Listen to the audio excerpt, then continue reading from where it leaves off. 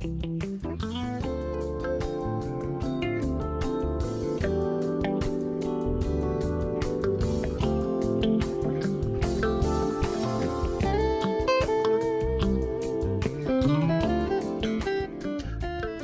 and welcome to Becoming Campus Abolitionists.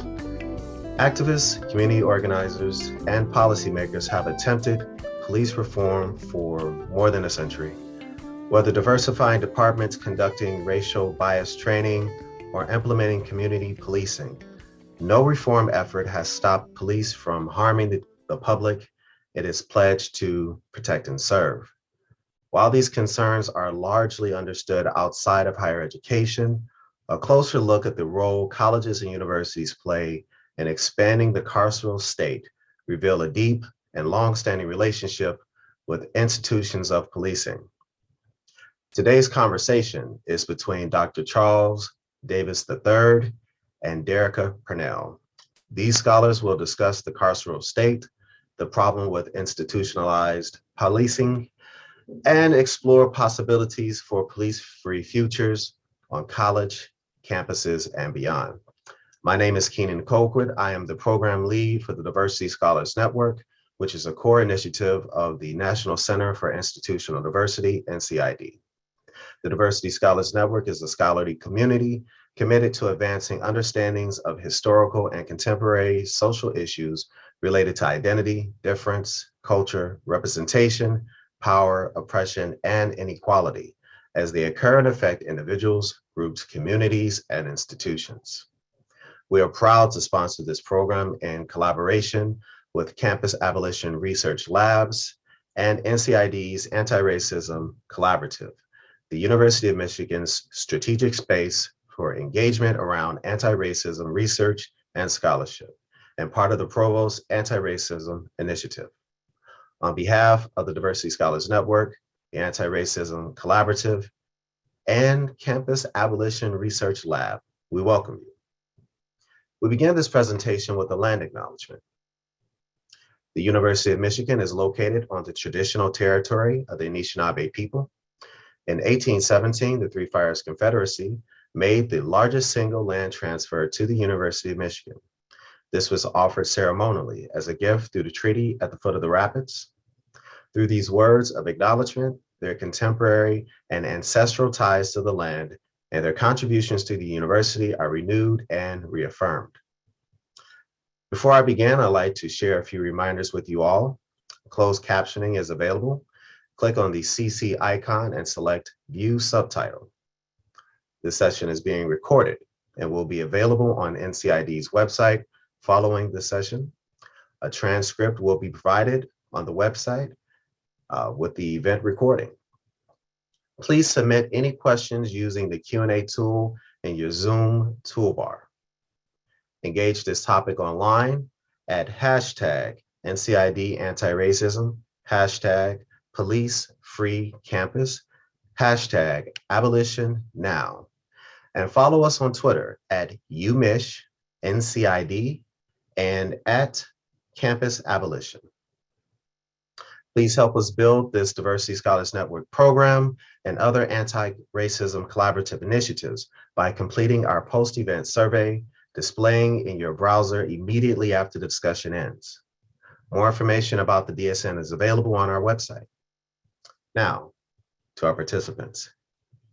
Derecka Purnell is a lawyer, organizer, and author of Becoming Abolitionists, Police, Protest, and the Pursuit of Freedom.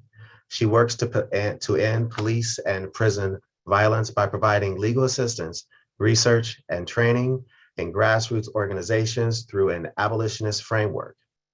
In the wake of the coronavirus pandemic, Purnell co-created the COVID-19 Policing Project at the Community Research Hub for Safety, Accountability to attract police arrest, harassment, citation, and other enforcement through public health orders related to the pandemic. She received her JD from Harvard Law School, her BA from the University of Missouri, Kansas City, and studied public policy and economics at the University of California, Berkeley, as a public policy and international affairs law fellow. Her writings have been published widely, including the New York Times, The Atlantic, Boston Review, Teen Vogue, Harper's Bazaar.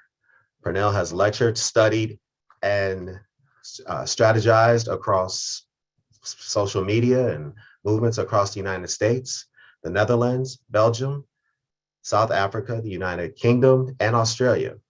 She is currently a columnist for The Guardian, a Margaret Burroughs Fellow for Social Justice Initiative Portal Project at the University of Illinois, Chicago, and a scholar resident at Columbia Law School.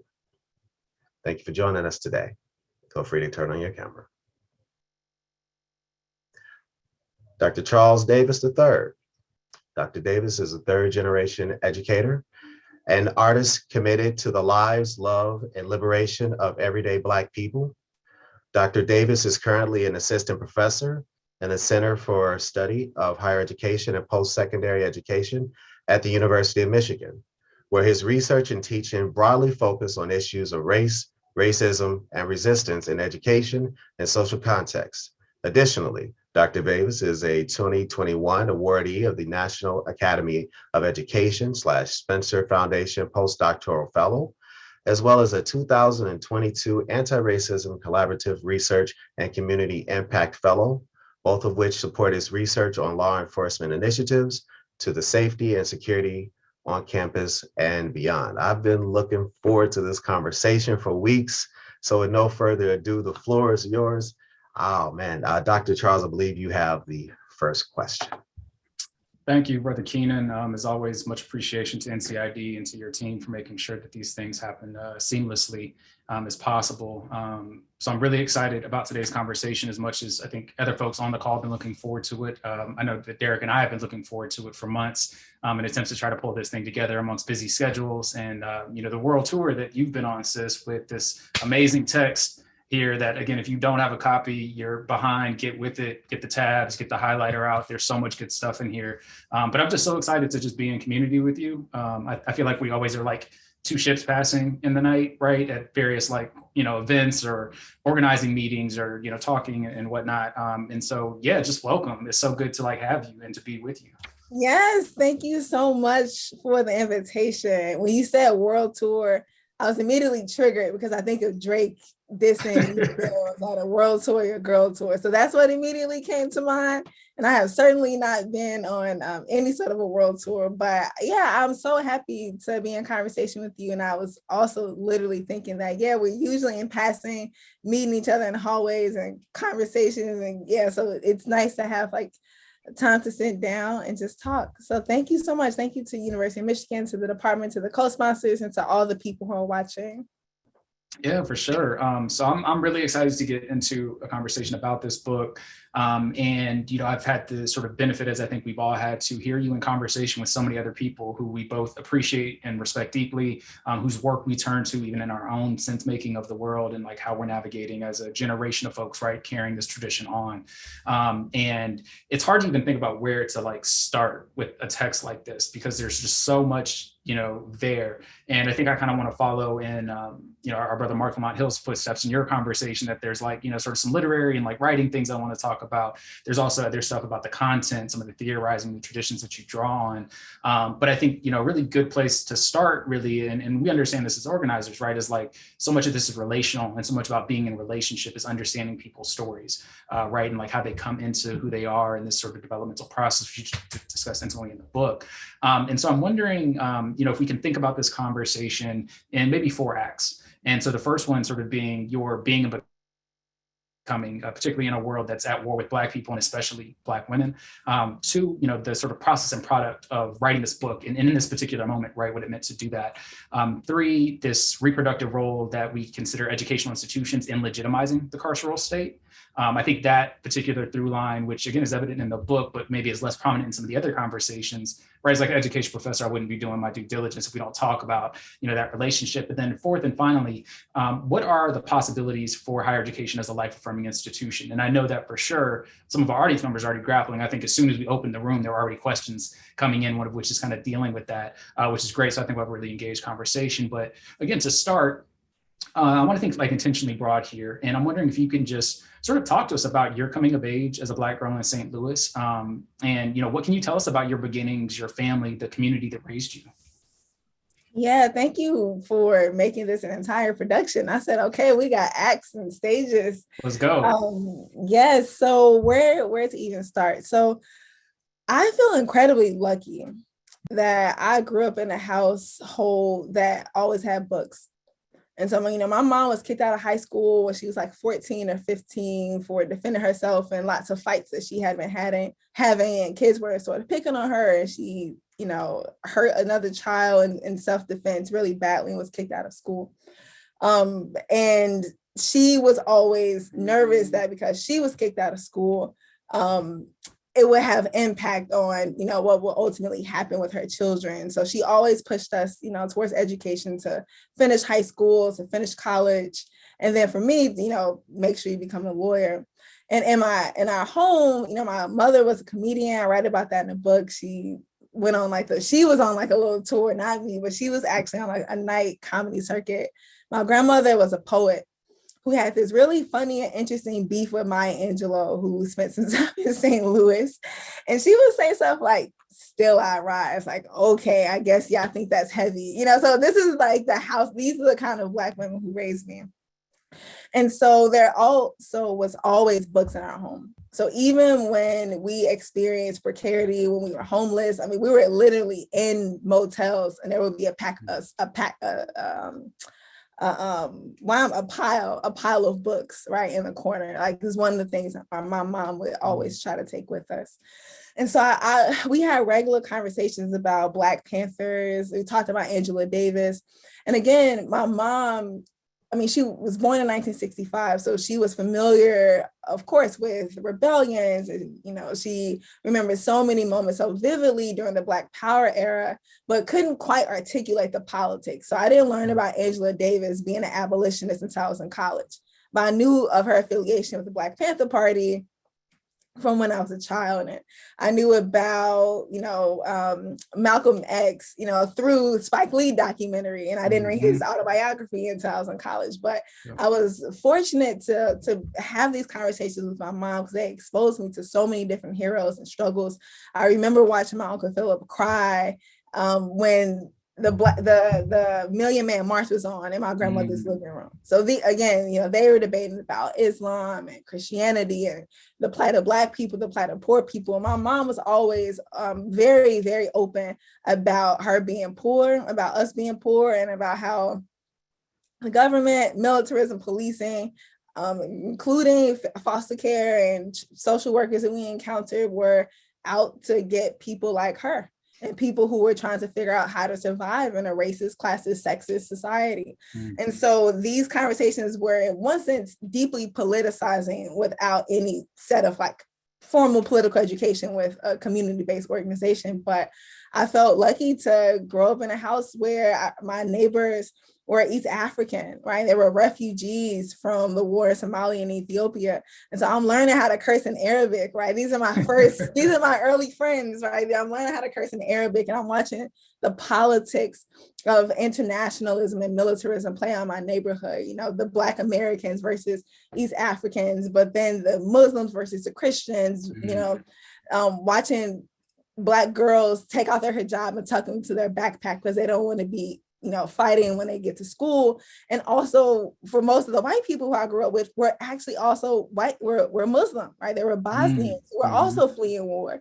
And so my conception of the world was so expansive because of exploitation, because of militarism and displacement, because of poverty, because of all of these different intersecting forms of oppression, which actually created this very interesting set of neighborhoods and relationships where people were also relying on each other, where we were borrowing money from the Chinese restaurant and borrowing food when we didn't have money, right? So it's interesting. I grew up eating Ethiopian food and Bosnian food. So I just felt very lucky to have such a set of actual diverse experiences, right? Not like diversity, equity, and inclusion, but sincere diversity experiences that cut across borders and languages and skin colors and ethnicities and religion. And I'm very grateful that that made me possible. And it informed my later internationalist politics once I was able to afford to travel to a lot of the different places. Yeah, that's really amazing in a bunch of ways, in part thinking about, sort of where you end off. And I'm recalling sort of Toni Morrison talking about her own sort of growing up in Ohio and sort of the way that these cultures sort of intersected, in part, as you mentioned, sort of by class dynamics, right? Like the laborers and the workers sort of forged this way of understanding and engaging with one another because they sort of existed in this place collectively.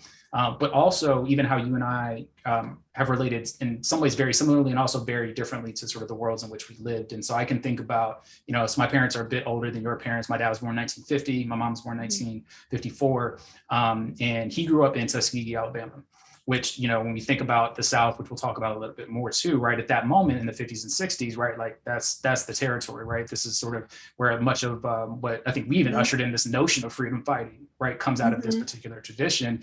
But I think about the sort of class evolution and, a piece that we're going to talk about too is this relationship to the military industrial complex. But like, my father's story, in part, being in Tuskegee, coming from a long line of veterans himself, became a pilot for the Army. And he earned his wings at Moton Airfield, which is this historic place where the Tuskegee Airmen learned to fly themselves. And I think about how part of that became this pathway, right, into sort of the middle class, or, whatever we might understand the middle class at the time, but how sort of an unintended consequence of that generationally is that, in addition to growing up in military bases, like we grew up in, suburbs, but it created so much distance between us and like everyday Black people, other than when we would travel, see family in the South, so much so that there were like places, and this is sort of the narrative of like the inner city, right, that was coming at our time of like where you're not supposed to go. And it wasn't even until later when I like lived in, DC or lived uptown, in New York or even in Philly, where I was like, oh, wow, one, like the logics are quite similar as they are to like the rural sort of area of the space. And we know that much of the Midwest or Northeast is like what they call up South, right? It's like our folks who migrated. But also that there was this deep tension between, this idea of being authentically Black based on time and place, right? That was troubled by, just an aspiration for a better life for all of our folks. And it's so much of that was facilitated through schooling, right? So I'm wanting to sort of turn here to think about your experiences in the educational context. And you open your book to sort of talk about just the general sort of experience of Black folks, in your family in St. Louis. But part of that story sort of contends with the role that education institutions, whether it's schools, after school programs, out of classroom spaces like community centers, played in how you interacted and understand the roles of law enforcement and how they sort of perform these roles in school and society. This was also, I think, really evident in your experience to what I'm sort of framing as like the school to military pipeline, right, which you've spoken about publicly in your conversations about the book. And so for me, again, as an education professor, and for the many educators who I know that are joining us as well in the conversation, I'm interested in your analysis of like how schools facilitate our relationship to and investments in notions of like discipline and punishment, right? And like, how did they shape sort of our perceptions of legitimacy of policing and police? Wow.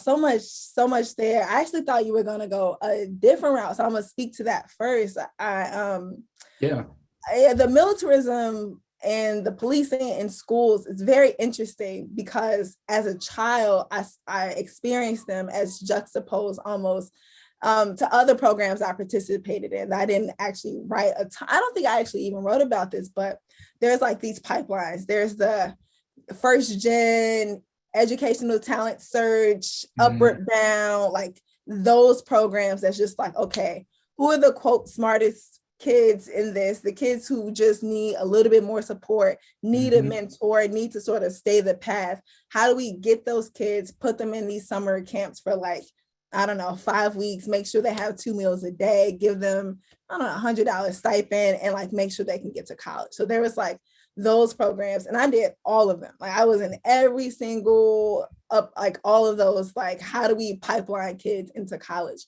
And we were constantly socialized that we were tasked or had the responsibilities to college our way out of poverty, right? To college our way out of going to prison or ending up dead like our loved ones, right? We were told like, okay, this is how you can break the cycle.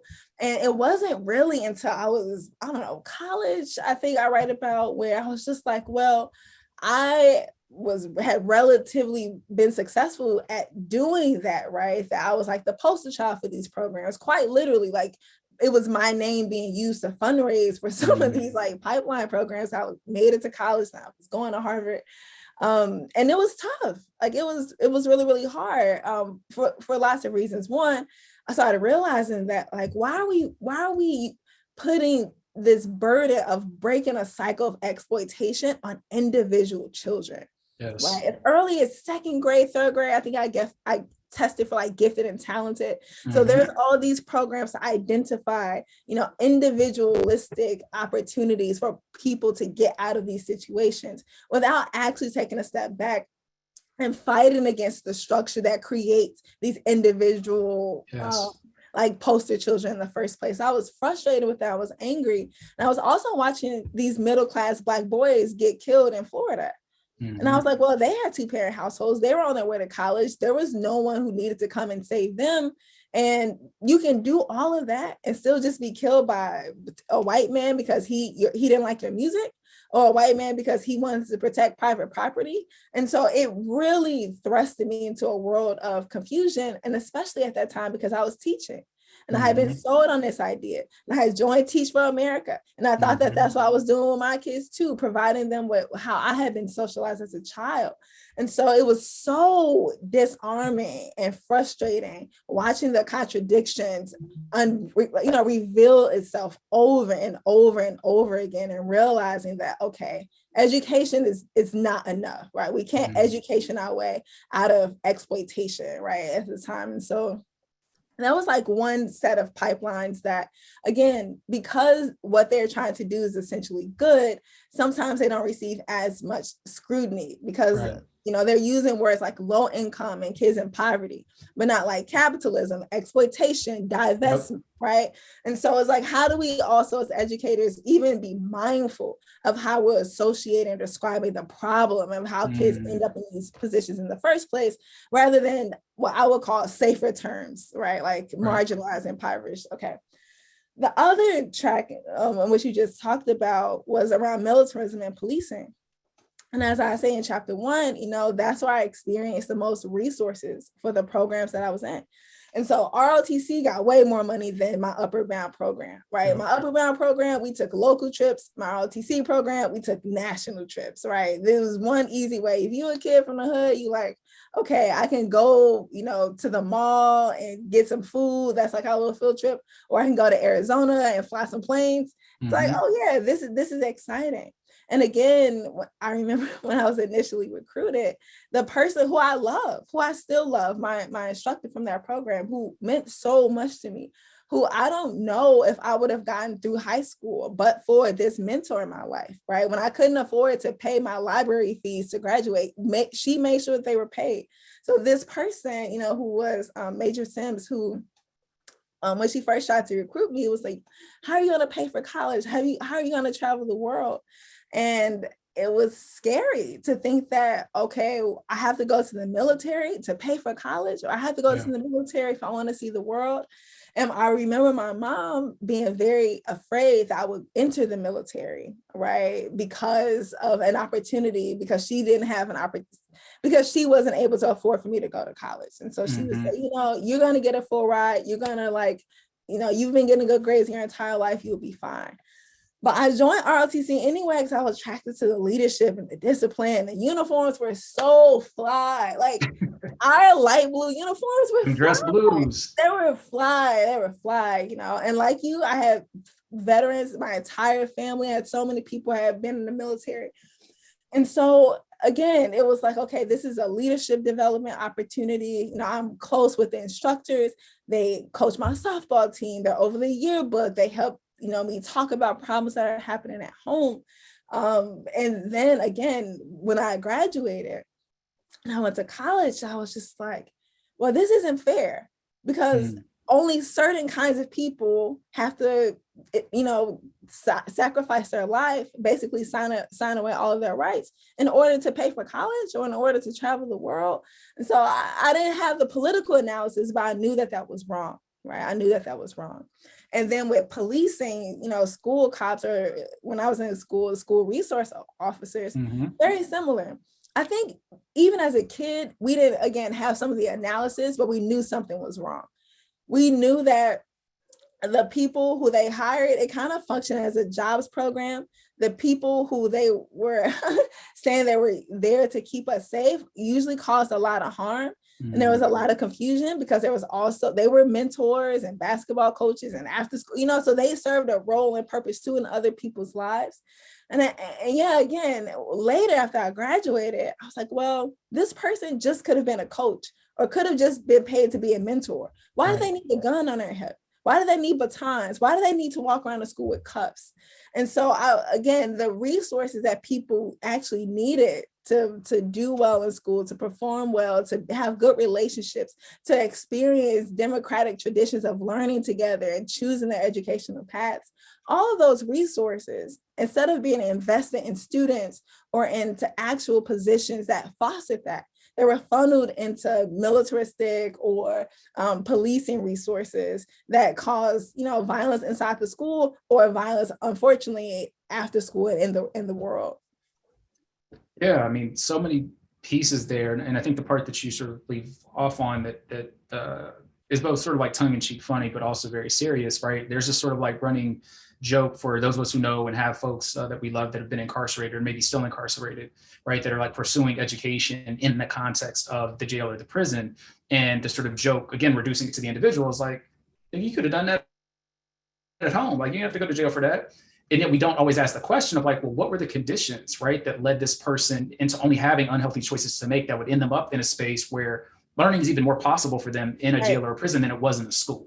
Right. And I think about Carla Shedd's work around the carceral continuum, of course, Michelle Alexander, who you were in conversation with as well. And I think that really just points to how in so many ways education, if it's reduced to an individual exercise, is a fundamental failure, right? Because it expects for individuals to navigate things that are so much larger and working in some ways to conspiring against them, right? To be able to be successful if you haven't been determined by whoever, an administrator or a particular teacher, right, or someone in the community as a sort of exceptional or someone who has a promise to be exceptional.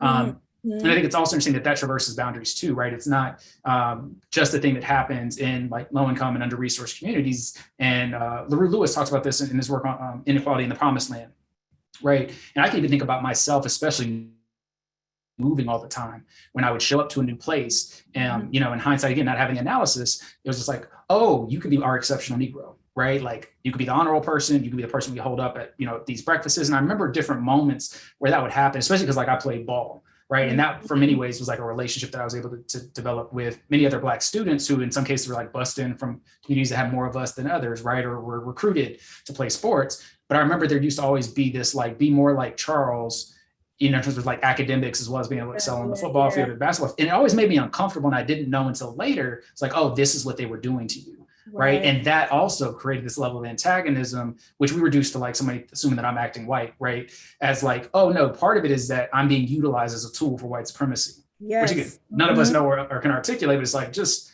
we all know certain Black folks that we've been around, but like, we don't really deal with them like that because they're a little bit too close. And not, again, how we use children in these moments, that was part of the case.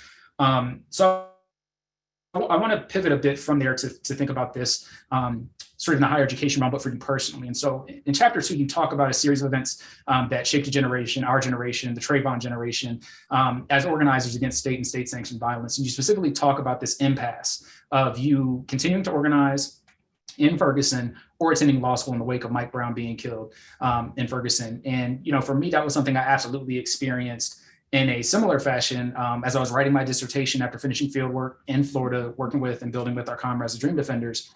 And I remember questioning almost daily, like, why am I sitting up here in this comfortable ass office at also this very white, private, intentionally exclusionary institution in the Northeast, and not in Ferguson and Baltimore when people are mobilizing, right? Like, what kind of organizer activist was I if I couldn't get up out this comfort and go do that work?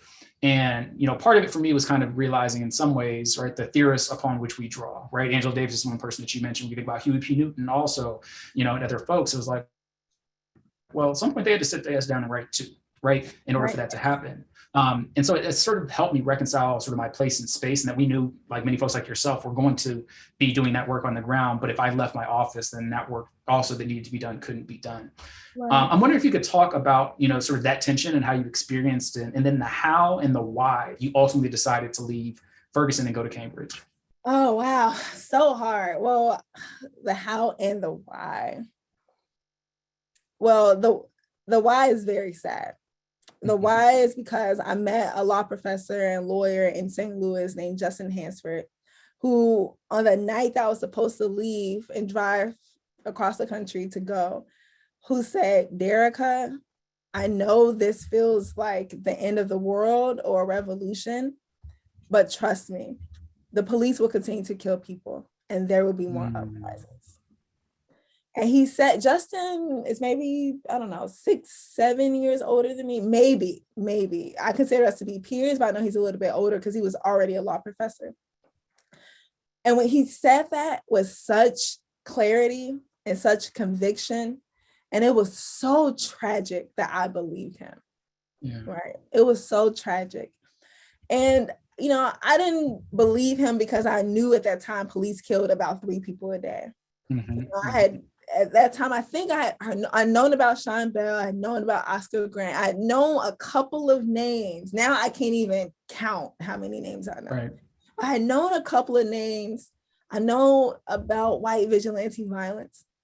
But when he said there would be more uprisings, right? We need you to be equipped to figure out how to be responsive and to be prepared. That means being a lawyer, getting people out of jail, suing the police, trying to close down prisons, whatever, you can continue to do some of your organizing work.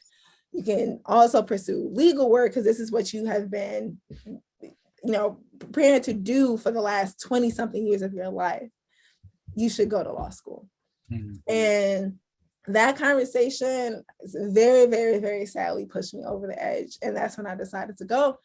And not only was Justin right about there being more police killings, there was another police killing in St. Louis, right? Before I left, it happened again. And it wasn't as if the police started killing people more necessarily. It's just we had the tools, the witnesses, the awareness around police killings drastically changed. The Guardian and the Washington Post started keeping count of the reports that were coming out surrounding police killings, which I think was among the earlier record keeping around police killings because police didn't know, the federal government didn't know. There wasn't any formal tracking system to understand the terrain of police violence. And so when that happened, I think people were like, wow, this is regular, this is normal, this is happening. And unfortunately, the last time I checked a couple of weeks ago, police are on track to kill more people this year than they killed last year, right? Yeah. And so, so when he said that, and I went to law school, I was very fortunate to meet law students and organizers on campus, off campus, who were much more curious than I was, who was much more radical than I was, who were much more experimental than I was. And they decided to continue fighting this broader fight against police violence. And I was deeply inspired by them, deeply moved by them. I immediately came into a community of people who were getting arrested and legal observant, right? Who were, trying to explain what was happening to their families at home, who were like, there's this Black Lives Matter thing, police are violent, let's just reform them. And some people are like, yeah, we need to fix them. We need more body cameras. We need more diversity. And there were some activists who were just like, yeah, that's not going to be enough. Abolition had not entered into the mainstream conversation yet. So all of these conversations were, picking up, and people were reading and arguing, debating and crying and fighting and dreaming and writing and running, right? So all of this was happening. And this was the context in which I started law school. So when people, and I get this question a lot, ask me, should I be a lawyer? How did you get through law school? I loved those 3 years. They were some of the most important years of my entire life. And that's because people who were committed to being freedom fighters. They were committed to studying and loving each other and struggling and disagreeing, being polarized, submitting themselves to this broader thing that was happening outside. And so I just honestly feel very, very, very lucky about the time, space, and context upon which I started that education. And that continued, right? That continued. I've met lawyers. I helped found Law for Black Lives. I was fortunate to find people who were in other parts of the world, on their campuses, from the Netherlands to Belgium to Brazil to South Africa. And so I'm not only watching, students and staff organized on campus, in Boston and Cambridge, but I'm watching it happen across the world. Yeah. Across the world. And I'm watching students learn from each other and be more politicized and have more questions and fight for more progressive change. And so, yeah, I just feel very lucky about the particular context upon which I started school. Yeah, I want to talk about that. And I appreciate you sort of sharing, all the ways in which the students that you were sort of building community with, right, provided sort of this space that actually could hold, right, the gravity and the weight of the moment and allow you to sort of study and struggle right in that process together. And so, you discuss a bit in the book how like many of the realities around like race, class, and commitments to an otherwise undefined concept of justice, which you also wrestle with there too, kind of differed and perhaps even exceeded expectations when you got to Harvard, right? And you also recount like your and other Black HLS students and BYP organizers at Princeton, the experiences you have with police surveillance and what some of my colleagues refer to as the second ID experiences, right, to verify your right on campus. And I'm wondering if you could talk a bit more about those experiences and how you've come to understand the nature of campus policing, but also this myth, right, that somehow campus and college university police are an exception to the policing problem we have in America. Yeah. So how can I say this? So I've said something similar before, which is sometimes helpful, which is when I compare police to hot pockets, right? Mm-hmm. And so have you had a hot pocket? Yes, many. They're terrible, yes. So sometimes hot pockets are like lava. They're like boiling, they burn your mouth. You got to shake your pinky finger when you pull it out the microwave. It's terrible. Yep. And sometimes, even if you follow the directions, it could be frozen, right? It could be like frozen in the middle and like lava on the outside. And so that's sort of what policing kind of is. It's inconsistent in that way. Mm-hmm. So that's why I think people are able to stake out claims and say stuff like, campus police or Cambridge police are different than Harvard University police. Right. To some degree, I actually agree with that statement, right? Because I know, just give Kansas City, for example, where I went to undergrad. I know that Kansas City police, like the city of Kansas City, I know that they do raids on houses in Black and poor communities. I know that for a fact. I know that there are not raids on dorms where there are drugs at the undergrad where I went to. And I know that for Harvard too, HUPD is not kicking down doors, flashing lights with guns out at the dorms, like or at the eating clubs or wherever you are.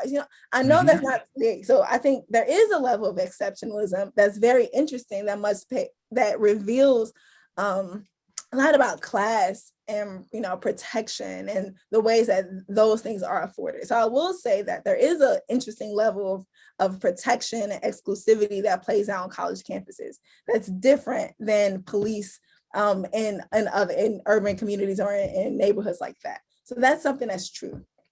But then what's also true is that the policing that is consistent is the racist, classist, sexist forms of policing that protects borders, right? Mm-hmm. So if you're a Black person on campus, the logic of policing, the carceral logic of policing, you've been conditioned to ask, well, what's this person doing here? Why are they here? I remember first there was this viral video of this professor, I think at Arizona State, who was like crossing the street. And police kind of like stopped her and there was some back and forth. They asked her for her ID and she was like, what? I'm a professor, sort of leave me alone, right? And they end up slamming her on the front of the squad car. She gets arrested. I remember that video going viral and just being like shocked. One, because she's trying to articulate her identification. She's calling to question why she should be identified in the first place. And then she's punished for it either way. Her saying that she's a professor does not protect her from the violence that comes, okay? At all. So experiencing that online and then, being carded by a Black security guard on campus. I was just like, really? Are you just bored? Are you like, what's going on, bro? Top Like, flight security, you already know. Top flight of the world, Craig, right? This is exactly what that is. And so it's frustrating because when we would have vigils, not protests, right? Not rebellions, not uprisings, not sit-ins, vigils, Black students holding candles and crying, okay, crying. And what happens? HUPD would show up, right? Why are our visuals being policed? Not to say all the other stuff, but why are our visuals being policed? And so, yeah, that's something that's absolutely constant, that students of all colors and backgrounds experience to some levels degree.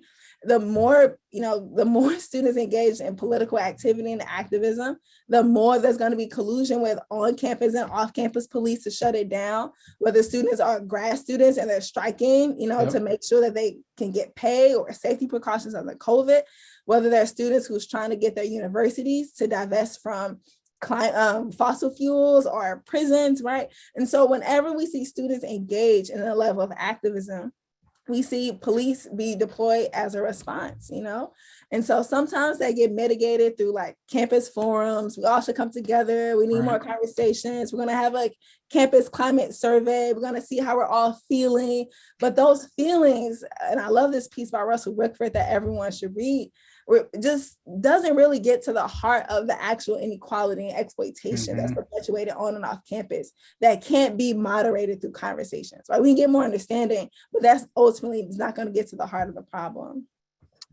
Yeah, absolutely. I mean, there's so many pieces I wish that we could like dive even deeper into that you raised, especially the part about, the policing of Black grief, right? Which we saw evident really in every single uprising that it is, right? We come together to mourn publicly, right? To heal publicly, and y'all respond to us with tanks and tear gas, right? And actually, right, escalate the situation, right? Usually instigate the form of conflict that then you say was started by, folks who were just trying to gather and mourn in that particular moment. I want to transition a bit more, and you already started talking about this. So our developing work at the Campus Abolition Research Lab is really trying to consider how college universities might be thought of as more life-affirming institutions.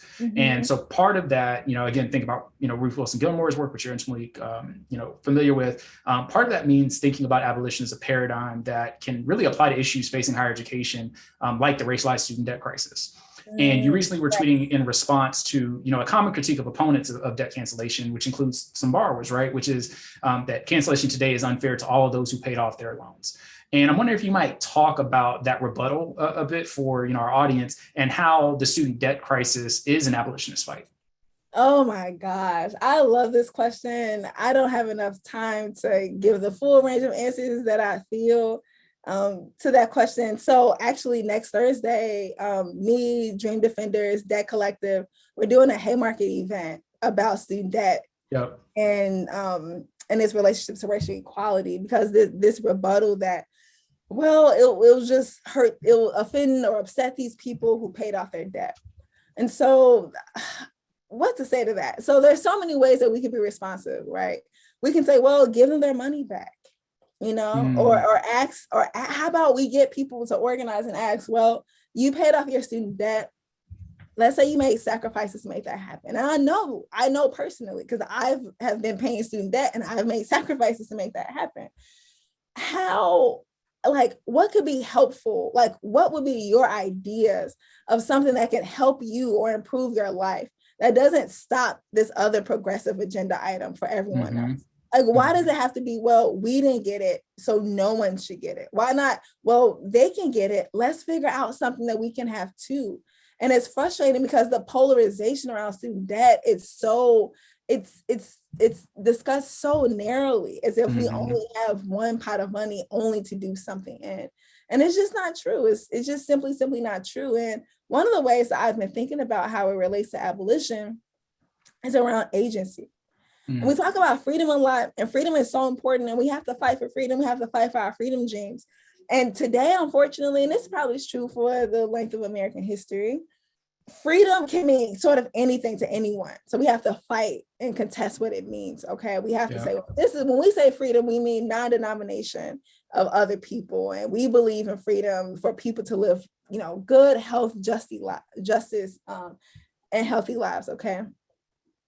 But agency is also important too, right? This is why I think this is what socialists are fighting for people to understand, that the more that we have, a country, a nation, a society that meets the needs of people with resources, what that essentially does is free up people to have agency, to actually make decisions over the kind of lives they need to live in order to thrive. And so if you have student debt and you're thinking like, well, I probably can't have children, or I have to go work in this corporate job that I actually don't want to work in, but I got to pay these loans and then I can go be a public defender. I have so many friends who did that, who went the corporate route 5-7 years and got out of there as soon as they can. That's why the rate at corporations, law firms is so high. The turnover rate is so high because people get in, pay their loans and get out. So what actually is happening is that when Joe Biden says, we're subsidizing like rich middle class people who went to Harvard and Yale, no, you're actually subsidizing corporations who depend on the lack of agency of people because they have student debt. That's what you're subsidizing, right? You're subsidizing jobs who can exploit people and say, well, if you want to work here, you probably shouldn't have children and you should try to work to be partners so you can make a lot of money and live the kind of life that you want. Well, if we have more resources to live the kinds of life that we want, maybe people would decide to have children or to buy a home, right? Or to live in a particular city. But when people are burdened with debt, it's harder for them to make those kind of decisions. And ask me how I know. I know because I have 6 figures worth of debt, right? Yep. I have 6 figures worth of debt. I went to Harvard Law School. What's so frustrating is that my tuition at Harvard was actually covered. It was actually covered. I had to take out loans to live in Cambridge. Right. So Harvard gets to help raise the rents of the city of Cambridge. I have to take out loans to be able to live there. You're forbidden from working as a law student, so you can't work. So I told you, my mom got kicked out of high school. We were poor and Black. So there's no family to help pay for me to live anywhere. I don't have savings because as a teacher, I made $32,000. Right. The summer before I started Harvard Law School, I was living in a homeless shelter in Tennessee. So what exactly am I supposed to do? And then when I hear, well, $10,000 should be enough because you went to Harvard Law School, right? After law school, I decided to not go into a corporate law firm, decided to be a movement lawyer and to stop police violence, right? And so it's so frustrating and just not, I don't think the arguments, the rebuttals are not even that strong. We just have to make sure we're adamant and explaining to people why we need total student debt cancellation, not 10,000, not 50,000, all of it. Yeah, I mean, so many great points. We actually had DeVarian Baldwin in conversation a few weeks ago. And so when you were talking about, that intimate relationship with college universities and gentrification, lack of affordable housing, resources, really that creates these conditions you discuss widely in the book, right, that lead to over-policing, from folks who have just always been in a place, is definitely a piece I wish we could just dig even deeper into. So I want to kind of go to my last question here before we turn it over to our audience and bring in one of our other colleagues to help facilitate this Q&A. So my last question, it sort of takes to this point you made earlier in the book and discussed in conversations with Amanda Perry, amongst others, about the origins of policing as a response to abolitionist practices by our enslaved ancestors.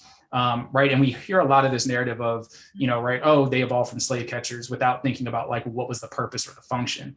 And so you talk about, how abolition, which I've sort of paraphrased in this way, is an invocation and a provocation, is not only about imagining this carceral world anew, but actually bringing into fruition a world that existed before surveillance, control, and punishment, specifically, that were like these iron maidens of empires and of nation states.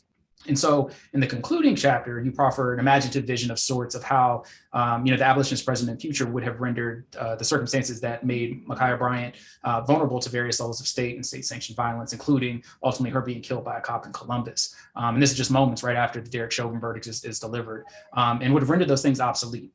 Specifically, you write on page 271, this piece, that historically it has been possible to be an abolitionist while also being capitalist, ableist, patriarchal, and colonialist. More than ever, we need a dynamic abolitionisms that depart from all forms of oppression, and for each generation to decide their own fight in the future. Oh my God, what page is that on? I haven't read the book in so long. And so sometimes I'm like, oh yeah, that's a really good point. Yes, 271. Well, it's like the other conversations, right? It's like you be hearing your own words, be like, I wrote that, like I actually, oh wow. And so to continue, you say, for me and for many of my peers, our abolitionist fight and future is committed to decolonization, disability justice, earth justice, and socialism. All of these require mass political education, a commitment to understand and debate these issues with people who we love and organize within our communities. And so given that, I'm wondering if you might imagine, and if for a moment, the role that places of teaching and learning, specifically college and universities, and those of us who study and struggle within them, play in the re-education, if I can say that, of people toward an abolitionist present and future. Oh wow, so much good stuff there. Where to even start? Well, first of all, I want to shout out to, who is this person? Is it Chanel Davis, who even before the introductions finished popped off with, is it ever really possible to have an abolitionist campus if we are still on stolen land? And I saw that question, I said, wow, like these are the kinds of questions that have to be asked on campus, that have to be answered on campus, and most importantly, struggled over on campus, right? And so I think what's beautiful about universities, and I've been in a range of conversations where people are like, well, we should just abolish the university, we should abolish K-12 education, we should abolish these things, but I think that we should fight for public education at all levels. And I think that part of that fight means to grapple with what kinds of universities do we want to be?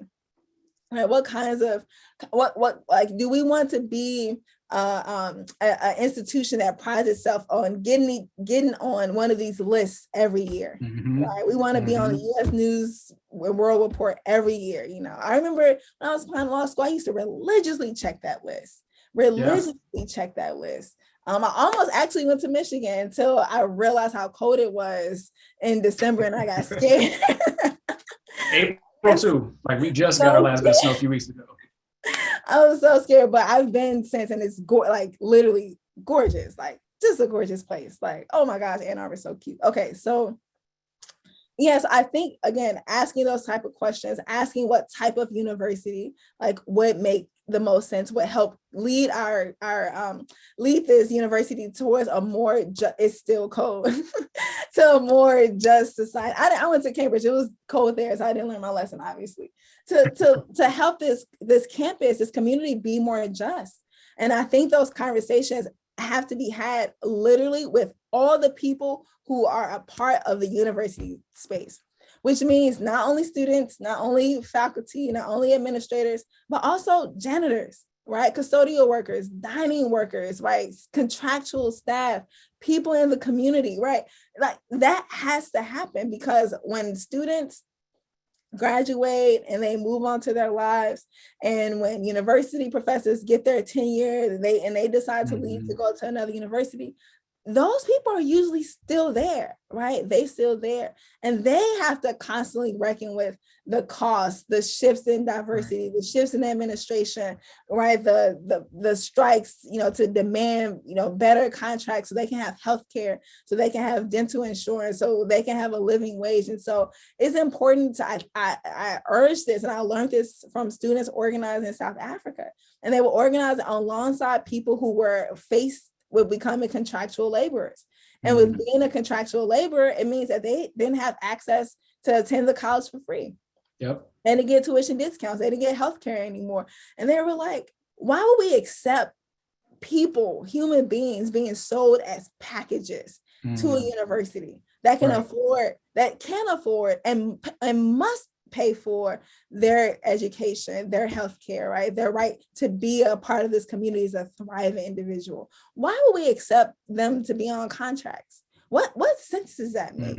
And so I think learning from other fights, learning from other struggles for people who are grappling with that, trying to figure out, how do we not just fight for more diversity or a few more Black professors? How do we choose transformation over representation? And that can be hard if you don't have professors of color on campus, or queer professors, but it's just not enough, right? We know historically that when students have fought to diversify their campuses, the people who get hired don't even really rock with the students like that at all. They don't even rock with the students. So people are fighting for Black studies departments. 20 years later, you see the professionalization of Black studies that won't even engage in radical conversations on campus, right? When students do protests, they try to calm them down. When it was student protests that made their departments possible. Okay, so it's asking these hard questions of ourselves, of each other, and most importantly, fighting for the kinds of university spaces that we demand to have. Wow, so many pieces there, right? And I think to your point, like they have to be taken up very seriously, particularly, you know, and I'll charge my colleagues with this, is those of us who are engaged in the study of higher and post-secondary education, right? And those who work in student affairs and these other places really have to wrestle with like our own like proximity to power and privilege in ways that if we're not willing to risk and relinquish that in the name of justice, right? However it may be defined, then we're not doing the work. Right. Because so much of it becomes these like window dressings and treatments and like hashtag XYZ in your conference presentation or some paper where you can pontificate, right, without actually being proximal to the folks that are doing this work on the day to day. And I think that's especially true when you mention that point, right, of like who really sustains these institutions, because everyone else is transient. Faculty, you know, some staff at like the higher sort of administrative level, students, absolutely. And it's interesting because, right, part of the sort of assumption or the narrative that gets pushed is that like, you know, generally speaking, right, very anti-Black narrative that like Black folks don't care about education. Part of that emerges out of a longer discourse in anthropology, which has since been deeply proven, you know, wrong and debunked. But I think about this in the context of like the relations between, you know, the mostly Black communities and the institutions within which, or the institutions that are in those same communities, right? And I remember, you know, as a part of our work that we're doing in Philadelphia right now, in conjunction and in partnership with the residents of the UC townhomes, which is really like the last vestige of like Black folks in West Philly that were already relocated when they took over to Black Bottom, right? And them talking about their relationship to the University of Pennsylvania and to Drexel, and how in many ways there was like a reverence, right? Because like we care, nobody cares about education. We Black people care about education, right? You're gonna get you some, regardless if that's at an institution or if it's just sitting on the porch with your grandmother, right? Like learn these lessons. And they said something very interesting in that, you know, it wasn't us who had sort of a certain antagonisms, right? It was the institution towards our communities that created this dynamic, right? Because we always aspired or thought to aspire to be able to go to a place like that. And again, there are a bunch of reasons why that wasn't made possible. But like, actually, we can have a different type of relationship if the institution didn't exploit, right, these resources that otherwise were made available for us to use, or constantly like, reverse course on the things that they've made promises to do. And so, you know, again, we could talk so ad nauseum about all of these different things, and I hope we'll be able to have some additional conversation down the road. But at this point, I want to transition a bit to some of our audience questions. And I want to bring in our colleague, Mixed Man, who is a graduate student in history, studying the intersections of race, gender, sexuality, class, and policing in the Americas.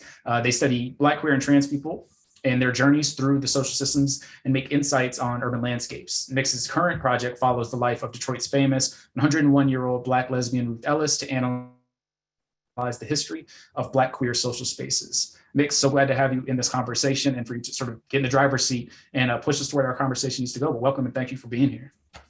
Of course. Thank you both. This has been such a pleasure to listen to and to hear both of you guys speak. I have the privilege of kind of synthesizing some of our questions. You know, we've got a lot of really great ones and not a whole lot of time. So I think to start, if we can think a little bit about this question from Jess, how do you become confident enough to name yourself as an abolitionist?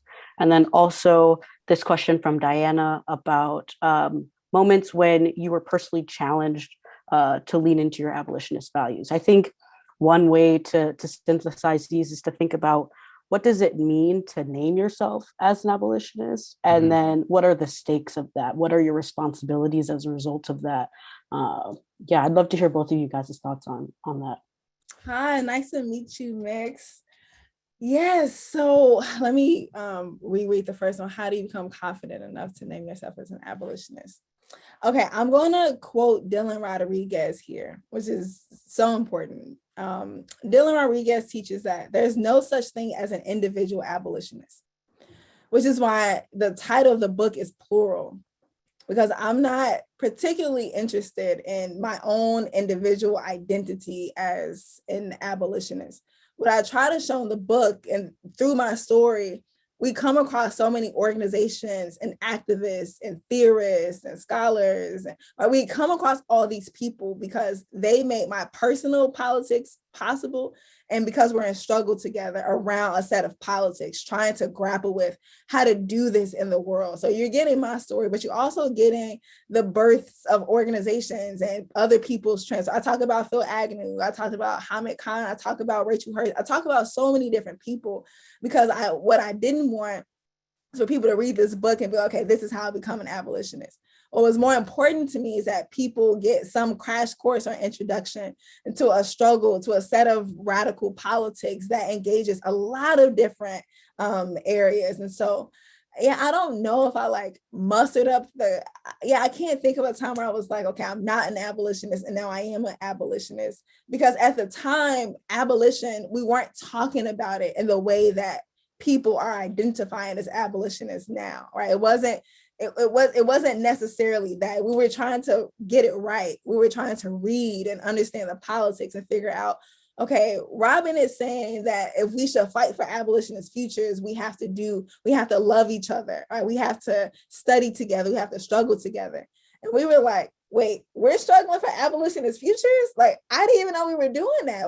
Who said we were doing that? What does he even mean by this? And then we had to read more, then we had to argue more, then we had to fight more and grapple with what that meant for our fight. And it revolutionized what we were trying to do. And so the goal of that was to not, come out of those arguments identifying as an abolitionist, but really understanding what Robin was charging our entire struggle to do. So that's the first one. And then the second question was a time when I was personally challenged to lean into my abolitionist values. I am constantly personally challenged to lean into my abolitionist values, as I am constantly challenged to lean in all of the values that I have. If you're not challenged leaning into values, I question whether you're leaning into values, right? So when I have two kids, they're 8 and 5. When my kid became old enough to talk back to me, I could say, yeah, I have a value around punishment. That's like, I don't punish my kids. I don't yell. I don't do all this stuff. And that's easy to name as a value when you have a 6-month-old. Once you get a 4-year-old or a 5-year-old, you have to lean into that value and ask, okay, this is the moment where it's time to act. And it's challenging because you have to ask, well, okay, even with earlier today, my kids, we played this game. It's like 10 guesses. And we think of a random person or creature or whatever. And we have to figure it out. It's an impossible game, but it's really fun. Like the answers could be like grandma or Godzilla, like not even kidding. It doesn't even make sense. And so today, the first question that my 8-year-old asked me was like, okay, is a person boy, girl, or non-binary, right? And the reason why he knew to ask these sets of questions was because from a very early age, I tried to say, okay, I'm going to have a value of trying to make sure that my kids understand and grapple with gender and sexuality, right? And it's like a hard thing to like do because they're constantly bombarded with, hey, boys and girls, hey, boys and girls, hey, boy, good morning, boys and girls. How's your day, boys and girls? Like they're constantly indoctrinated that with through cartoons, through education, through other family members. And so whatever values we hold dear, I hope that we're constantly challenged by them and that we're like fighting to hold them anyway. And so for more specific examples with abolition, when I talk to my mom, when I talk to my neighbors, yesterday I was getting my lashes done. I'm, having a conversation with this new person who's doing my lashes and everything's great. And at the end of the conversation, she starts talking to me about her boyfriend who's a cop. And I was like, oh, this is like tough, because me and sis, we were like, oh, and I can't, and she's like telling me how worried she is for him. He might get transferred. He wants to fit. So all of this stuff. And it's like, well, I don't deny this person love, right? I don't end the relationship like because of this situation that she's in, right? How do I figure out like how to move closer to her in community, and instead of being like, and I don't want her to mess up my lashes, but more importantly, how do I preserve the integrity of the relationship? And so if I'm talking to people who are, excited about reforming the police, I try to think, well, what's my relationship to them? Am I trying to like fight for a particular policy? Am I organizing with them? If I'm organizing with them, it's going to have a different set up conversations because we're in struggle together. We have to read together. We have to fight over how this impacts us. If this is a neighbor, I might say, okay, well, what do you like about police? You know, what don't you like about police? What makes you feel safe? When do you feel threatened by them? What have your experiences been? Because at the end of the day, this person is still my neighbor. And maybe through more conversations, through more understanding, I don't need this person to become an abolitionist, but maybe there's some things that we can share about our critiques of policing that makes it easier for me to then share, well, this is what leads me to abolition. Because, you know, there's so many Black cops who are here and I see the same sort of behavior. And so I try to relate to people, and that takes time. That takes years. Right. Sometimes I feel like with social media, we expect a conversation to happen or a tweet or an op-ed and people or a book, even my book. If you read a book, you got it. And it's like, no, like we are in struggle. It may take years. It may never happen. But your goal is to try to figure out, okay, how can I connect with this person towards this larger project of building this movement to undermine policing legitimacy, credibility, funding, and violence? That is my orientation. And that's what I try to do. Yeah, thank you so much for those thoughtful responses. One thing that came up for me when you were talking was this idea that, you know, as we see, just the word abolition, right, or the word defund is getting used in so many more places and by so many different types of people. And I'm curious for both of you, what do you make of the continued usage of the terms abolitionist and defund in ways that don't necessarily represent their meaning or by people not invested in the reality? But what also, and you kind of already hit on this a little bit, Derecka, but what are the opportunities as well as some of the dangers of abolition being named by someone like, you know, Barack Obama, for example?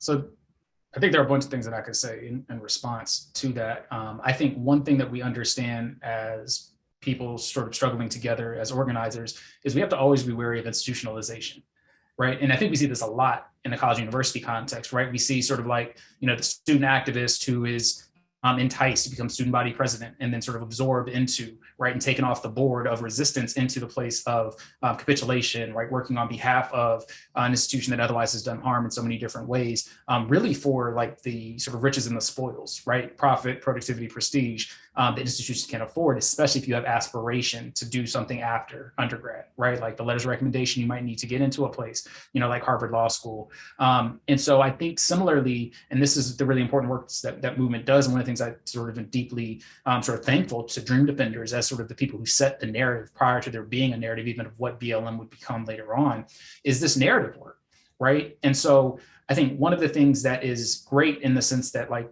defund had become a mainstream conversation, right, as a result of activists who were laboring, was that we could even have the conversation, right? We could even look at places like Minneapolis who can make possibilities happen as a result of this ushering into the mainstream. But then what do we get on the other side, right? We get this, what's reduced to a culture war, but really is a narrative war about what is meant or not meant. And we spend so much time like defending positions that are already clearly articulated when we've said the things that we've said, instead of being able to fight for that future, right? And part of that is this, you know, perversion of what defund actually means, or as if them telling you what it means, which is what we said it means, is something bad, right? Where like, they don't want to just defund the police, they want to abolish the police. And we're like, yeah, and right, like, what does that mean? But then it's being taken to folks who are already at the center, most vulnerable to harm, and asking them to take the position of the state. And Derek, you talk about this in the book too, right? Which is also taken up by other scholars who are writing about this. Gio Marr talks about it in his book, A World Without Police, but that precisely those who are most vulnerable to harm, both by the sort of conditions in which they live and the state, are precisely the ones that need protecting. And as you say, right, well, when you have nothing, right, and you police sort of the option, nothing feels like something, and something feels like everything. And I think in thinking about that with this narrative work, right, we have to be wary when people decide to take up the language that we've used to name the things that do us harm and then pervert it in a way that actually is reinforcing, as we've seen, right, with the way that money's being moved, right? It's like, not only are we not going to defund the police because it's politically, you know, inefficient, we're going to fund the police even more. And then say we're going to use that money, right, to do the things that people are asking for, which we know time and time and again, these non-reforms, right, don't actually take place and happen. And so I get super concerned anytime, right? Even we'll say, you know, and I'll kind of close here, the rally around BLM as an idea in the last 2 years, right? Now, this has been being said, for at least 7 years prior.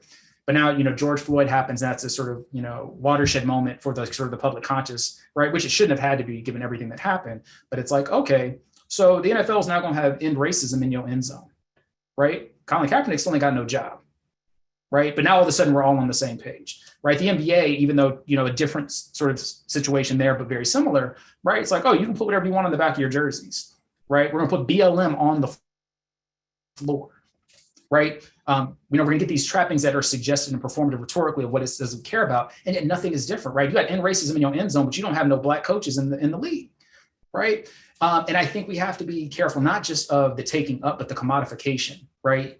The sort of moving into a neoliberal way of understanding these narratives as things that we can purchase and buy, and not from like moving people who are fundraising, right, for the next action or whatever, that you have like large scale corporations who are now putting these things on t-shirts and watches and shoes and whatever, that are, buying the things that we want to sort of say and advertise in a way that completely undermines the integrity of what it is, I think, that we've ultimately tried to build. And we have to sort of accept that part of the reason that we can be most effective is when things are very unpopular. Because once they become like popularist narrative, right, they can be sort of twisted and turned and then redirected, right, away from the people who are actually doing the harm, right? We can focus on like, consumption opposed to agitation, for example. Can you put that on a t-shirt? Because that I love that. Focus on consumption instead of agitation. I love that so much. I need to write that down. So I don't know where my pen is, but that's yes, so concise and so clear. Wow. Okay. So something that I try to, I don't know if it's make clear or ask people, is that when people say that they are confused about defund the police or abolish the police, I ask them, which people. And again, this is why this is important. When someone like Joe Biden or President Obama say that, defund the police is a slogan, mm-hmm. I don't believe them, right? You cannot convince me that someone who went to Occidental, then Columbia, then Harvard Law School, then taught at University of Chicago Law School can't figure out what defund the police means or what abolish the police means. Cannot read the decades, and I mean this, the decades of Black women who've written about abolishing the prison industrial complex. Even in Chicago. In Chicago. Miriam Cava organized in Chicago for 20 years, okay? Kathy Cohen's there, Beth Ritchie's there, Barbara Ransby is there. What's this catchy slogan? So no. That's not a genuine response or criticism of abolition or defund. And I feel so sorry for the people who listen to him, who genuinely don't understand what abolition or defund means. And they feel affirmed by him saying no one knows what it means, okay? And so what I ask again is that when people, no, what is that? No one, no. People know, people have been organizing, have a better critique. Say, I actually don't like the language. I'm on board with what y'all trying to do. I don't like the language. I have responses to that critique because that's a legitimate critique that some people have. To say that no one knows what it is not a good critique of that. So come on, give me some nuance, give me some data, give me some evidence, give me something. But don't reduce it to a slogan. Your campaign slogan was hope, change, and big. What does that mean? And more people will be bombed? What does that mean? And so it's been so frustrating. Or even I did an event a few months ago now, a lovely event with the United Christian Church, UCC Church, a progressive denomination within Christianity. And there was someone in the comments popping off about defund and critical race theory. Why call it critical race theory? Call it racial justice education. And I was like, well, the people who have the power to ban critical race theory, they have the power and the capacity to know what critical race theory is. Yes. They're not interested. They're interested in banning racial justice education. And it doesn't matter whatever we call it. They're against the substantive ideas of what it stands for, what it represents, what it means. And we have to have a certain level of nuance in the public debate and discussion to articulate that to our families, to our friends, to the institutions we belong to our profession, wherever, right? But it's our duty to understand, because we're not the only people who do narrative work. They also do narrative work, right? And so they're interested in making sure that they're saying, we should fund the police. Well, it's not because of a substantive critique of defund. It's because you want to get reelected. You're trying to appeal to law and order Democrats and Republicans. You wrote the crime bill. So how all of a sudden we're not making these connections and being affirmed by you saying that people don't understand what it means? So that's like my bigger thing around defund and abolition. I think that it's important for us to, use these terms when they make sense, to struggle for and contest their meanings. I think it's important to be honest and upfront about that, and use that to do work, right? Again, not just to identify as an individual abolitionist, but let this, reveal in our work. And I think Manny Marable teaches us about that with socialism. So I'm not interested in converting a whole bunch of individuals into socialists, but I am interested in doing is fighting for universal healthcare, fighting for free education, fighting for housing, universal basic income. I'm interested in fighting for these things. And people don't need to identify as a socialist to fight for free education. Like that, we don't need people to do that. What we need to do is improve society. And so what are the best ways that we can fight to improve society? And so I choose to talk about and grapple with abolition because I just wanted to at least put an offering through this book and through my other writings. I was writing about, literally I read a piece I wrote in 2018 about defunding the police. But the whole Starbucks racism incident happened. Mm-hmm. So I wanted to put an offering to help people who were being politicized say, hey, here's another way to understand the political moment that we're in, and to understand that I don't personally think abolition is enough. And I would say it's probably true of a lot of my peers. That's why I love that first question about decolonization. It's, can we be an abolitionist university on stolen land? Probably not, which is why we need abolition alongside decolonization. That's why we need feminism, and we need to fight capitalism. Like we need all of these ways of looking and struggling with the world in order to improve it. Yeah, thank you both for these great responses. You both hit on kind of what I was hoping we would get at, which is like this idea that, all skin folk ain't kinfolk, right? And I appreciate you, Derecka, naming Kathy Cohen, because I was actually thinking about naming her, in Punk's Bulldagger's Welfare Queen. She says we have to align along our political values first and foremost. But then also, I think there's something to be said about balancing that with thinking about how to center our most marginalized people at the same time, right? Kind of keeping those two things in the same hands. When I thought of the Obama example, I thought of someone like my father who, has experienced however many types of interactions with the state, but still very much wants to believe in someone like Barack Obama, right, as the bastion of progress, but who, by hearing him say it, thinks for himself to form an opinion, and in that process is struggling, like you're saying, Derek, of not necessarily naming or identifying himself as an abolitionist, but being able to name like, well, the police killed my friend when I was 17. They did X, Y, and Z to me. So this is what I want for my people. This is what I want for my neighborhood. Maybe not necessarily having to name himself in that way, but it coming into the conversation because of folks using these words so frequently. So it's a double-edged sword, perhaps. Go ahead, Derecka. Did you? No, I was just like, I feel you deeply on that. I can't remember if it's Angela Davis in Our Prisons Obsolete or an Abolition Democracy, where she's writing about Colin Powell and Condoleezza Rice. And she's just like, is that success? Is that progress? And so, yeah, pushing us to think critically about racial representation as a response to racial plight and injustice. That's been historic. We can go back to the 60s to James Baldwin, when I think this is in The Fire Next Time, I can't remember. He says, people ask me, will America finally be free or just if there's a Black president? and just like, I'm much more interested in what kinds of country that this person will be president of. And that was like huge, because what happened, Black Lives Matter, exploded under a Black president. It was literally what James Baldwin is calling into life. And so there's been long critiques. I mean, Fannie Lou Hamer, we don't talk about this side of her often or enough. In her autobiography, I think it's To Praise Our Bridges. Man, please read it. You can read it in like 30 minutes, an hour a day. Like it's very, very short. But what she says is, I want to take my gun and shoot some Negro preachers in Mississippi because they basically support white supremacy.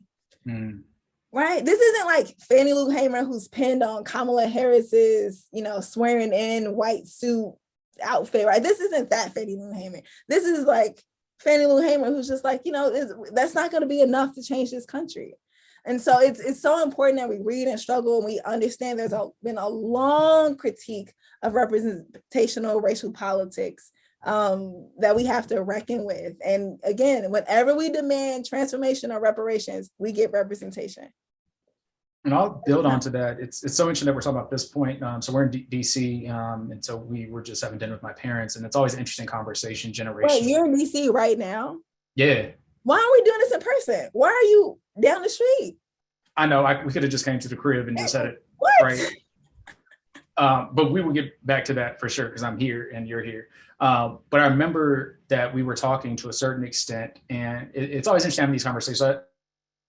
As I mentioned, my dad was in the military for 30 years and comes of age, sort of Vietnam War era, so forth and so on. And I remember there being a stark contrast between like him being in the service still, and then when he retired, and the types of conversations we could even have, right? Because there is this sort of like, way that you have to navigate the world, especially being a Black person in the military, and just being in the military in general, that you cannot critique empire or much less the decisions that are made by, the alleged commander in chief. But I remember we were having a conversation over dinner.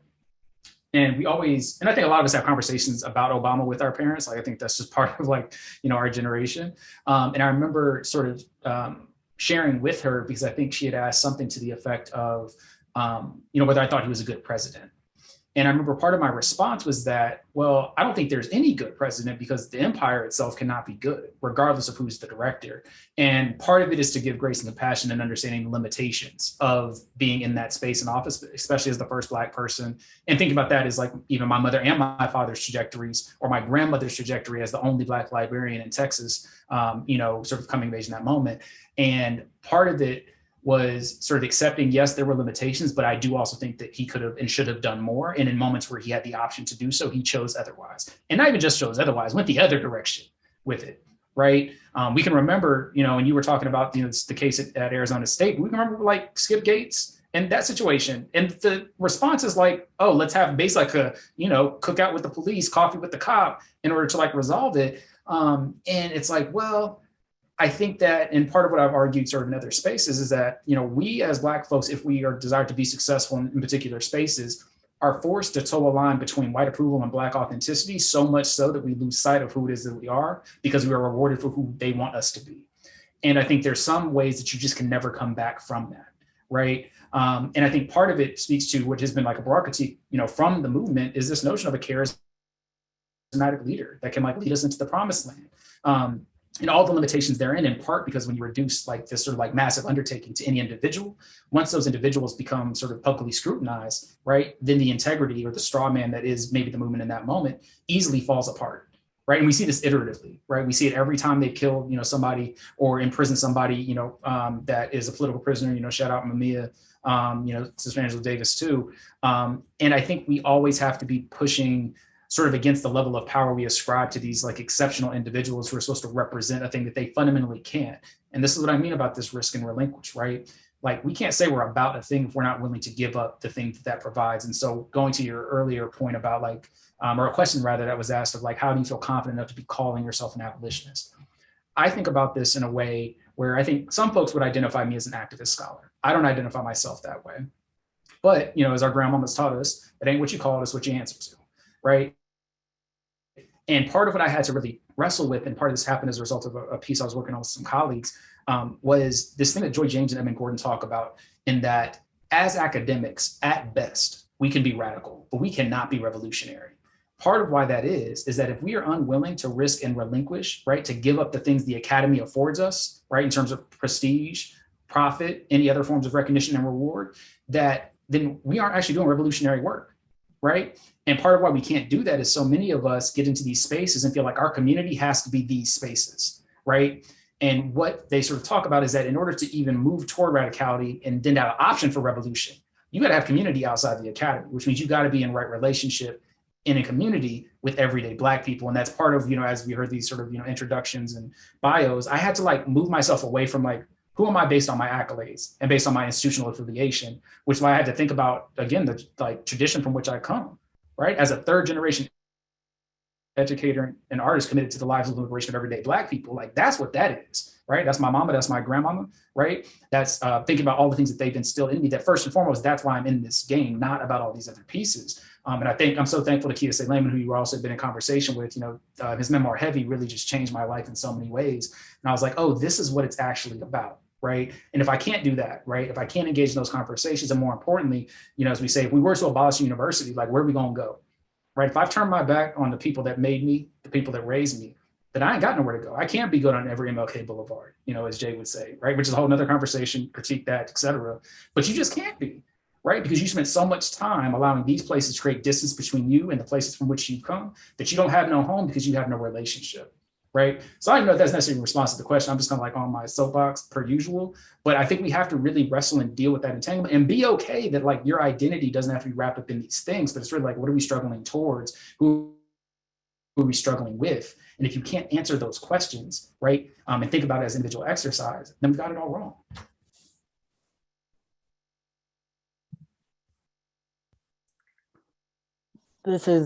Wow, that was really great, Charles. I appreciate that point. I'm glad we have a transcript so I can go back, think about that again.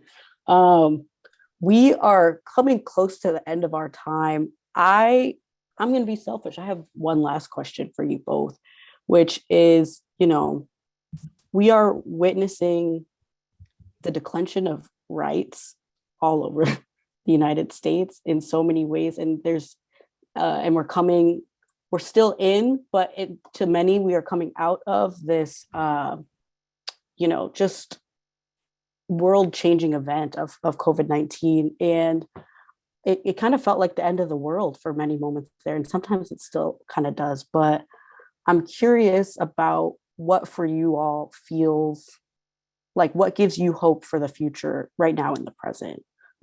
Because I think every radical change that has happened in the past, and there have been so many, right, have always come from the assumption that the future can be better. And I think that hope and that love is what's at the heart of abolition. So I'm curious about what right now is giving you guys hope.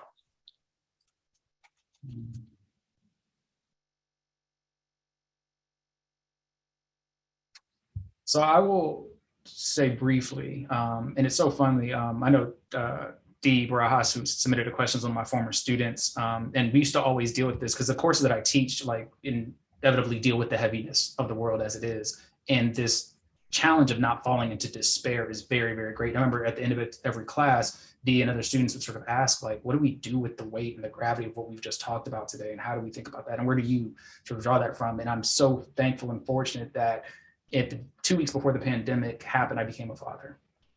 And as those of us who are able to sort of care for children in so many ways, and you don't understand it until I think you get to that point, that there's so much about just who our child is being and becoming that forces me to be optimistic and hopeful for the future, if only because I know that, as Huey P. Newton teaches us, the revolution belongs to the young.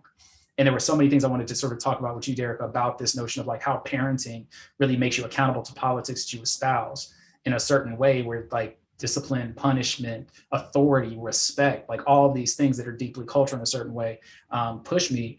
But, not to be even sort of cavalier or casual about it, like my daughter does so much work that she doesn't even know that she does. In many ways, the same way that her mother does so much work that she doesn't even know that she does to make me the person that I am. And it's like, if we want to be people who can raise free Black children, I have no other position than to be hopeful. Otherwise, what am I doing? right? What is this exercise we're undertaking if I can't be hopeful that change is possible? And even more so because I've seen it, right? We've seen it even in a lifetime of our own, of things that have been able to be changed ever so slightly.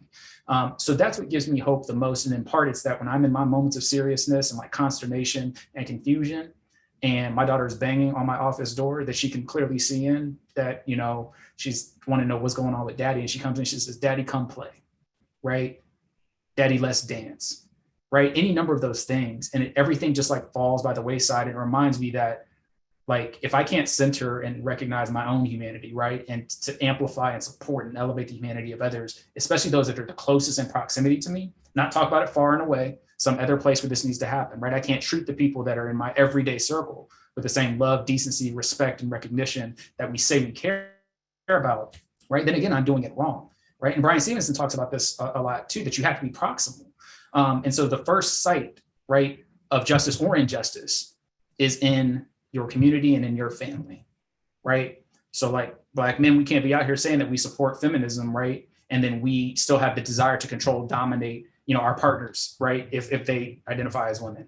That is not how this works. And we've seen this at a bunch of movement spaces, right? We see this in a lot of texts and things that we're grappling with in the movement at present. So for me, the front line of that is parenting. And that for me is the thing that just gives me hope on a day-to-day basis, because, you know, at this point, like my babies only know that hope is what it is. They wake up with hope and possibility every day. So if they can do it, right, what does that then mean for me and how I can live in the world differently? I think we can all go home. I think that's it. I think that's what we needed. I think that was fantastic. There's like, I can't say nothing after that. That was amazing. That was fantastic. We should just stop. I'm not joking. I can't share, but that was actually very, very, very beautiful. I love that so much. What gives me hope? Yesterday, what's today? I guess yesterday was Wednesday. So Tuesday, my ex-husband dropped my kids off at my office in DC, where I didn't know Charles was until like 5 minutes ago. And I asked them if they wanted to like walk around, hang out. It was so beautiful outside. And on our walk, we saw all of these people with signs heading towards the Supreme Court. And I was like, do you know what they're doing? Do you know what's happening? And Juice was like, oh, is it like a march? Like I see signs it's a march. So we started talking about what was happening. I think what gives me hope is that people continue to resist oppression, that people continue to go outside, that people continue to have these conversations, that people continue to organize under nearly impossible conditions, right? And that has been true like throughout time. Is that I think that I believe that where there's injustice, people will resist. And we just are struggling with the kinds of resistance that puts us in the right tradition to make the lives we have possible. And so I think that's so important that people continue to do that.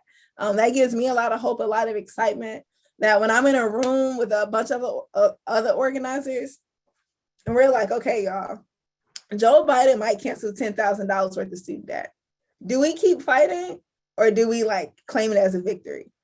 And when 12 people out of 12 people say we keep fighting, it's like, okay, we keep fighting, right? We keep fighting. Or if there's a consent decree coming to a city and I'm sitting with organizers and I'm like, you know, I want to abolish the police. Like we have to abolish the police. This consent decree is just going to reform the police. And the community members I work with are like, we should try reforming the police because we think that is going to be better for our community. And I go, okay, so we are experiencing this opportunity very differently. What can we agree on to help us fight this problem? And we talk for days, we talk for weeks, and we come up with a shared analysis of how we want to use this opportunity to like reduce police violence. And we like fight. And we say, okay, you know, we don't agree on everything, but this is sort of where we agree on. We're going to fight and hold each other accountable. That gives me a lot of hope.